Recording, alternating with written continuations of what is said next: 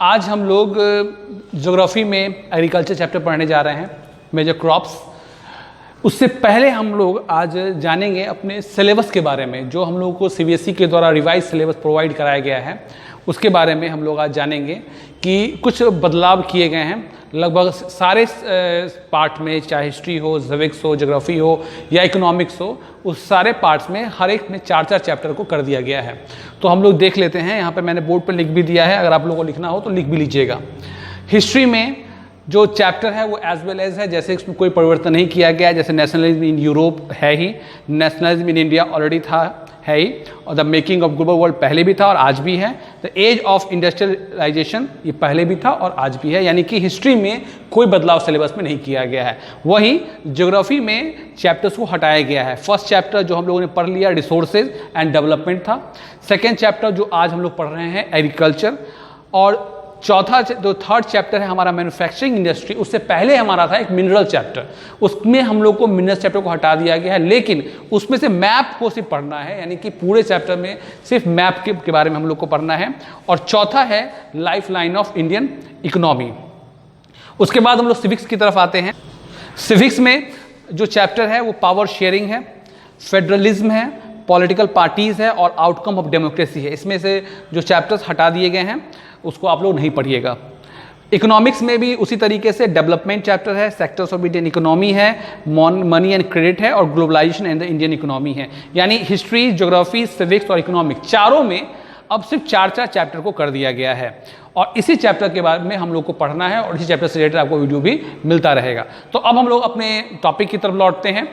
जो टॉपिक है हमारा मेजर क्रॉप्स। पिछले क्लास में हम लोगों ने राइस में पढ़ लिया था और आज हम लोग पढ़ेंगे वीट के बारे में। वीट हमारा बहुत ही इंपॉर्टेंट क्रॉप्स है, second most important cereal crops है हमारा ये। इसके लिए जो सीजन है वो ठंडे का समय है, यानी कूल ग्रोइंग सीजन होना चाहिए, यानी कि ये हमारा वैसा क्रॉप है जो कि ठंड में अच्छे से हो सकता है, यानी कि ये हमारा रबी क्रॉप है। ठीक है, अब ब्राइट सनशाइन होगा जब पकने का समय हो, जब होता है जब उसमें, तो उसको लिए थोड़ा सा सनशाइन अच्छा होना चाहिए ताकि वो जल्दी से पक जाता हो। इसके लिए थोड़ी बहुत बारिश की भी आवश्यकता होती है, जो हमारा बारिश की पूर्ति जो है वो वेस्टर्न साइक्लोन डिस्टर्बेंस कर देता है, या फिर आप उसमें इरिगेशन करके भी उसकी पूर्ति कर सकते हैं।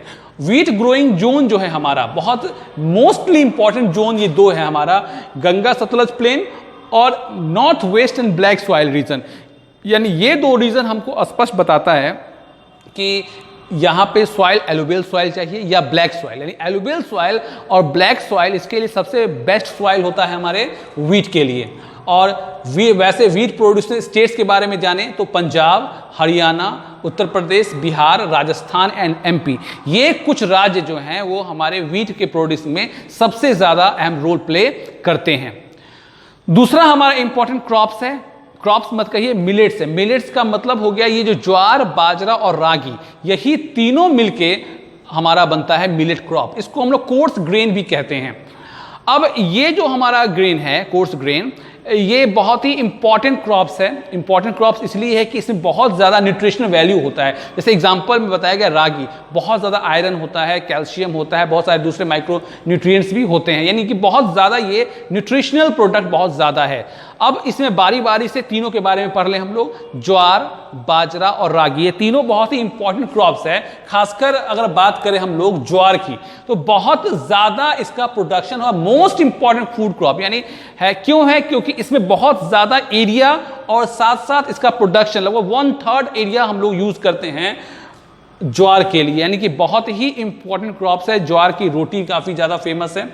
ये एक रेन फेड क्रॉप है। अब रेन फेड का मतलब क्या होता है? यानी एक ऐसा क्रॉप जिसमें कि बारिश ही उसके लिए पर्याप्त होती है, यानी बारिश के अलावा उसमें अलग से इरिगेशन करने की आवश्यकता हमको नहीं पड़ती है। तो इसलिए ये हमारा एक रेन फेड क्रॉप है। तीसरा, ये मेजर जो इसका ज्वार प्रोड्यूस स्टेट है महाराष्ट्र में बहुत ही ज़्यादा होती है, वहाँ पे ज्वार की रोटी बहुत ही फेमस है। वहाँ पे कर्नाटका, आंध्र प्रदेश एंड मध्य प्रदेश, ये सारा जो राज्य है ये बहुत ज़्यादा ज्वार के प्रोडक्शन में रोल प्ले करता है। और वैसे इसमें जो सॉइल है वो बहुत ही ज़्यादा फर्टाइल सॉइल की आवश्यकता इसमें नहीं पड़ती है।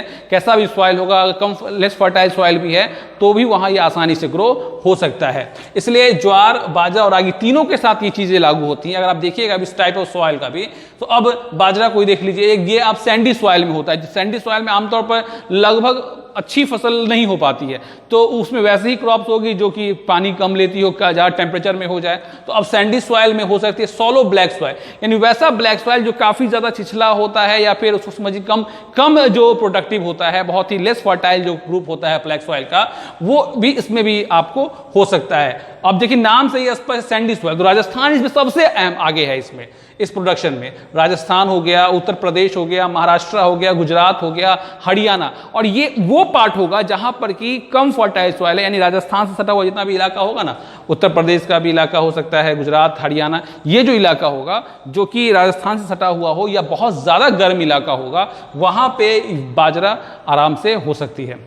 तीसरा जो इंपॉर्टेंट क्रॉप इसमें आता है रागी। रागी जो है ये रेड सॉइल जो काफ़ी लेस फर्टाइल होता है। मैंने फर्स्ट चैप्टर जो डेवलपमेंट और रिसोर्स चैप्टर था, रिसोर्स एंड डेवलपमेंट चैप्टर था, उसमें सारे सॉइल के बारे में बताया था। अगर आपने पढ़ा होगा तो ध्यान में होगा। बहुत ही लेस फर्टाइल सॉइल होता है, रेड में भी हो सकता है, ब्लैक में भी हो सकता है, सॉलो ब्लैक सॉइल में भी हो सकता है, लोमी सॉइल में, कीचड़ में, कहीं पर भी इसको आप लगा दीजिए ये आसानी से ग्रो हो सकता है। बहुत ही लो मेंटेनेंस क्रॉप है, इसमें बहुत ज़्यादा आपको आपको बहुत ज़्यादा इन्वेस्टमेंट करने की आवश्यकता नहीं है, खाली खेत है उसमें लगा दीजिए, बहुत ही आसानी से ये क्रॉप ग्रो हो जाते हैं। और ये जो क्रॉप्स है आपको बहुत ही आसानी से ग्रो हो जाएंगे कहीं पर भी, और आप आराम से इसको यूज़ भी कर सकते हैं। मेजर प्रोड्यूसर स्टेट जो है कर्नाटक है, तमिलनाडु है, हिमाचल प्रदेश है, उत्तराखंड है, सिक्किम है, झारखंड है और आंध्र प्रदेश है। ये सारा जो राज्य है ये आपका ये मिलेट्स क्रॉप्स में सबसे ज़्यादा आगे है। अब हम लोग अपने तीसरे क्रॉप्स की बात करते हैं, मेज की।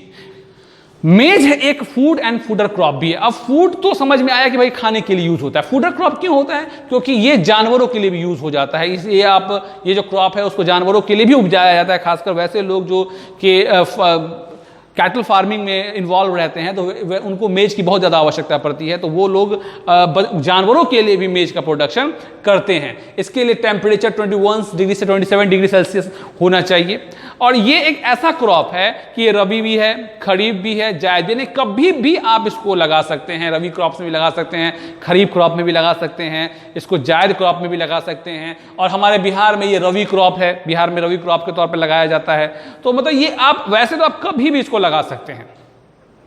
और इसका जो आपका जो इसको बहुत ज़्यादा आप इसके प्रोडक्शन पे जोर इसलिए भी दिया जाता है क्योंकि इसका बहुत ज़्यादा डिमांड आजकल मुर्गी पालन उद्योग में बहुत ज़्यादा डिमांड है। इसका जो जानवरों के खाने की भी बहुत ज़्यादा डिमांड है। बहुत सारे प्रोडक्ट में मकई का आटा यूज़ होता है। तो ये जो मेज है जिसको मकई भी लोग कहते हैं हम लोग, वो बहुत ज़्यादा इंपॉर्टेंट क्रॉप हो जाता है। ठीक है, तो इसके लिए हम लोग मॉडर्न फार्मिंग मेथड यूज़ करते हैं ताकि इसके प्रोडक्शन को ज़्यादा से ज़्यादा बढ़ाया जा सके। और इसका मेजर प्रोड्यूसर स्टेट हमारा बिहार भी है। सबसे ज़्यादा जो है मेज का प्रोडक्शन आंध्र प्रदेश में होता है, 21% जो है वो आंध्र प्रदेश में होता है। आपका देख लीजिए कर्नाटक में 17% होता है, उत्तर प्रदेश में 6.1%, बिहार में 8.9%, राजस्थान में लगभग 10%, महाराष्ट्र में 9%। यानी ये वो राज्य हैं जहां पर बहुत ही ज़्यादा मेज की खेती की जाती है और मेज को प्रोड्यूस किया जाता है। तो हम समझते हैं कि ये बहुत ही छोटा टॉपिक था, आप इसको समझ में आ गया होगा। और इसमें एग्जामिनेशन में बहुत ज़्यादा इसमें से ट्रिकी क्वेश्चन पूछता है, जैसे कौन सा crop food and fodder crop के तौर पे जाना जाता है और उसके क्लाइमेटिक कंडीशंस के बारे में बताइए। आप मेजर क्रॉप में वीट के आपके क्लाइमेटिक कंडीशंस के बारे में बताइए, कौन से सॉइल में सबसे ज़्यादा ग्रो हो सकता है, कौन सा राज्य वीट के प्रोडक्शन में बहुत ज़्यादा आगे है। तो इससे टेक्निकल क्वेश्चंस और बहुत ही घुमा के थोड़ा क्वेश्चन पूछा जाता है, सीधा से नहीं पूछा जाता है कि भाई वीट के क्लाइमेटिक कंडीशन को बताइए। हो सकता है पूछा भी जाए, लेकिन आप इसमें जो मैंने पॉइंट लिखवाया है वो भी सफिशियंट होगा अगर आप लिख दीजिएगा। और जो मैंने आपको नोट्स प्रोवाइड कराया उसमें मैंने इसके बारे में डिटेल चर्चा की है, इसके बारे में मैंने डिटेल लिख दिया है और मैंने इसको आपको बता भी दिया। उम्मीद करते हैं आपको समझ में आ गया होगा।